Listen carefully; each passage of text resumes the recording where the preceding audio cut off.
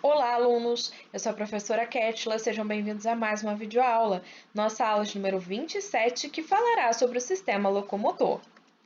O sistema locomotor, ele depende do trabalho conjunto de outros sistemas, isso mesmo, que é o sistema nervoso, o sistema ósseo e o sistema muscular, que vai nos permitir realizar os movimentos em nosso corpo, ok? Então, hoje nós começaremos a estudar o sistema ósseo, né, que faz parte do sistema locomotor. Então, os nossos ossos, eles são estruturas rígidas, né, que constituem o nosso esqueleto. No interior de alguns ossos, como vocês podem observar aqui nessa imagem, está presente a medula óssea vermelha.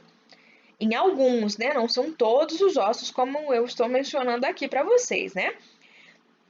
Essa medula óssea vermelha, pessoal, ela produz as células sanguíneas, que são de extrema importância, tá? Então, não confundam medula óssea com a medula espinal, tá bom? Então, a medula óssea, ela está no interior, né? Aqui no caso a medula óssea vermelha, ela está no interior de alguns dos ossos do nosso corpo e produz as células sanguíneas. E como vocês podem observar aqui, nós temos também a medula óssea amarela, que está representada aqui em amarelinho, né? Que é uma reserva de gordura. Além disso, os nossos ossos, eles também, olha, vão apresentar aqui alguns vasos sanguíneos e nervos também, como ilustrado aqui para vocês, ok? E por que os nossos ossos eles são rígidos, né? O que faz os nossos ossos serem rígidos?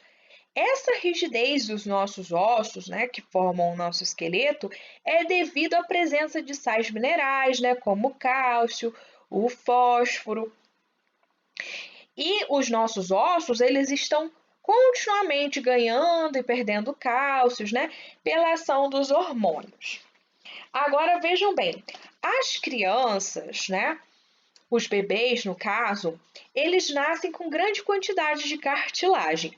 E à medida com que eles vão crescendo, né, o tecido ósseo, ele vai substituir essa maior parte da cartilagem. Então, por isso os bebezinhos, inclusive, né, são bem sensíveis, a gente tem que ter o maior cuidado, né, ao pegar um bebê e tudo mais, porque a mãe sempre fala isso justamente porque os ossos ainda não estão completamente formados, né? A gente diz que ainda não ossificou completamente.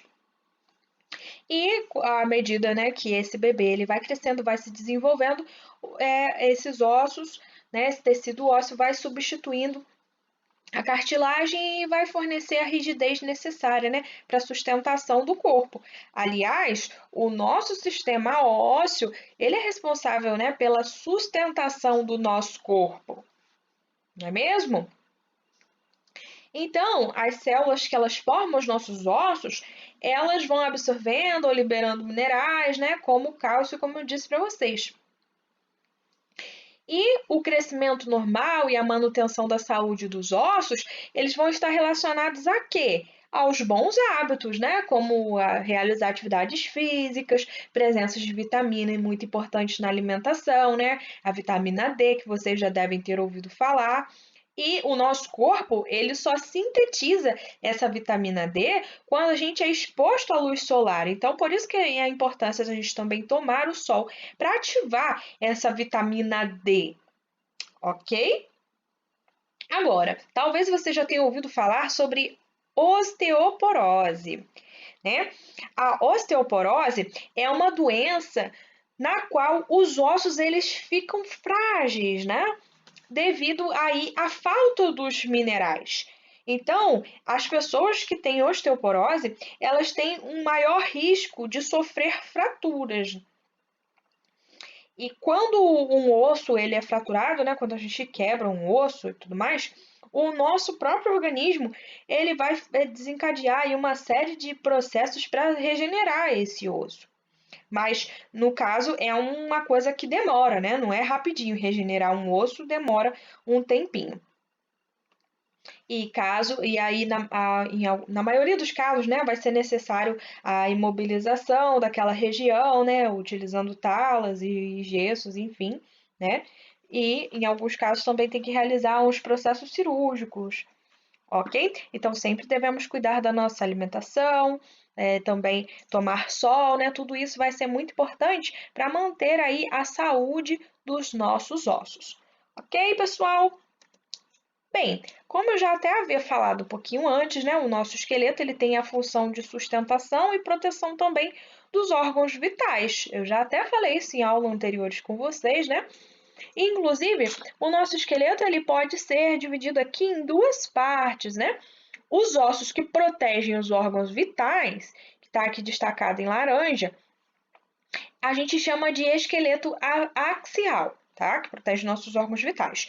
E os demais ossos do esqueleto, que aqui não estão destacados necessariamente, né? A gente chama de esqueleto apendicular, tá bom? Então percebam aqui, o crânio ele protege o quê? O nosso cérebro. Aqui, no caso, a caixa torácica. Ela protege órgãos vitais, nosso coração, pulmões, enfim, tá? Entre outros.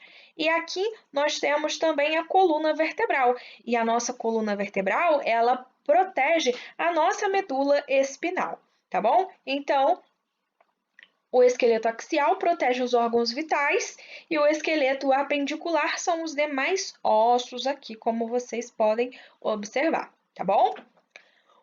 O esqueleto humano, ele tem cerca de 206 ossos e a gente pode classificar, uma das formas de classificar, né, os ossos são segundo a forma deles. Então, nós temos os ossos longos. Esses ossos longos, o comprimento dele é maior que a largura, como, por exemplo, aí, o fêmur, o húmero, que é esse osso aqui do braço, tá? Então, vocês podem acompanhar que tem o nome de vários ossos, né? E nós temos os ossos curtos. Os ossos curtos, as dimensões elas são semelhantes, como, por exemplo, os ossos do punho, do tornozelo. Temos também os ossos chatos, né? Eles são achatados como os ossos do crânio. Eu já disse para vocês, né, que nós temos 8 ossos no nosso crânio. Não parece, né? Até muitas pessoas acham que é um osso só, que formam então aqui o nosso crânio, que formam o nosso crânio, né? Mas na verdade são 8 ossos e eles são achatados, tá? E nós temos também os ossos irregulares. Eles não têm uma forma definida, como, por exemplo, as vértebras. Elas não têm um formato definido, então, portanto, são considerados ossos irregulares, tá bom?